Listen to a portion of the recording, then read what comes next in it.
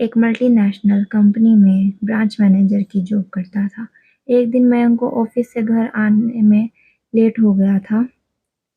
सर्दी की मौसम होने के कारण रात भी जल्दी हो गई थी। ठंड भी बहुत शुरू हो चुकी थी। रास्ते में चलते-चलते मयंक को अचानक एक आवाज़ सुनाई दी, "रुक जाओ।" मयंक वहीं पर रुक गया और पीछे मुड़ के देखा, लेकिन पीछे कोई भी नहीं था। फिर से वही आवाज़ सुनाई दी, "सामने देखो।" जैसे ही मयंक ने सामने देखा तो उसे ज़मीन पर कुछ चमकती हुई चीज़ दिखाई दी। मयंक दौड़ के उस चीज़ के पास गया और देखा तो यह कोई साधारण चीज़ नहीं बल्कि एक चमकता हुआ हीरा था।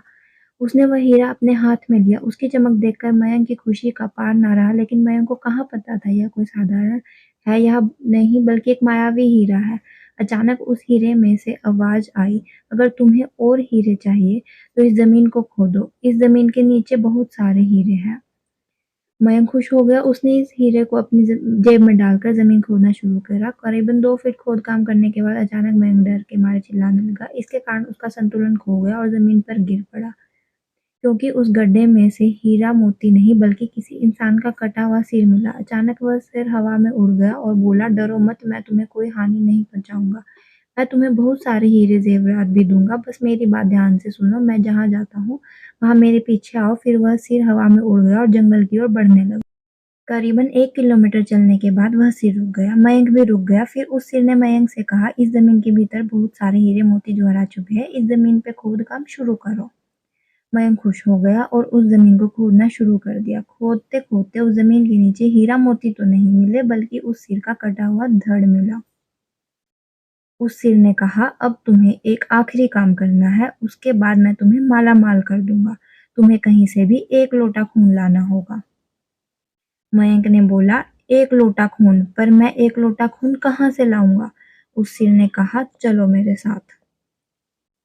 वो डरावना चेहरा मयंक को साथ लेकर थोड़ी दूर पे गया। वहाँ उसे एक इंसान को जाते हुए देखा। फिर वो सिर बोला, "उस इंसान को मारकर उसका खून ले आओ।" मयंक डर गया और बोला, "नहीं, नहीं, यह मुझसे नहीं होगा। मैं यह नहीं कर सकता। अगर तुमने यह काम नहीं किया तो मैं तुम्हें बहुत बड़ी मुश्किल में डाल दूँगा। फिर तुम्हारी पूरी ज़िंदगी बन जाएगी।"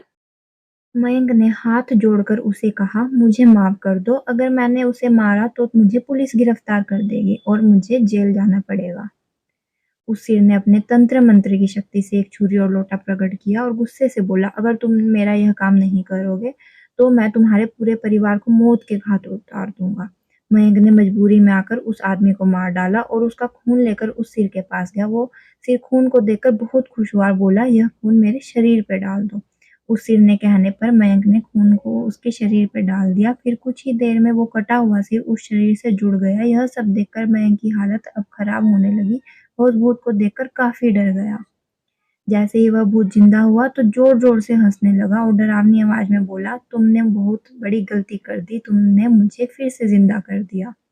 अब मैं सिर्फ़ तुम्हें ही नहीं बल्कि इस पूरे शहर को मौत के घाट उतार दूँगा।" डर के मारे मयंक ने के मुँह से आवाज़ नहीं निकल रही थी और वह जान बचाने के लिए वहाँ से दौड़ा। लेकिन उस भूत ने छलांग लगाकर मयंक को ज़मीन पर गिरा दिया और बोला, "मुझे बहुत भूख लगी है। अब मैं तुम्हारा मांस खाऊँगा।" जैसे ही उस भूत ने मांस खाने के लिए आगे बढ़ा कि तुरंत ही उसका सिर धड़ से अलग हो गया। मयंक समझ नहीं पाया कि आखिर ये चमत्कार हुआ कैसे? जब मयंक ने पीछे मुड़कर देखा तो एक अघोरी बाबा खड़े थे। उस अघोरी बाबा ने कहा, "जब तुम उस आदमी को मारकर उसका खून ले जा रहे थे तभी मैंने देख लिया था और समझ गया था कि कुछ तो बुरा होने वाला है। इसलिए मैं तुम्हारे पीछे-पीछे यहाँ तक चला आया और मैंने अपनी मंत्र की शक्ति से उस भूत को फिर से मार दिया। अब तुम्हें निश्चित हो जाओ और अपने घर जाओ। अब तुम पर कोई खतरा नहीं है।" आज भी मयंक उस बात को याद करता है तो उसकी रूह काँपने लगती है। दोस्तों, यह कहानी कैसी लगी प्लीज़ हमें कमेंट करके ज़रूर बताओ।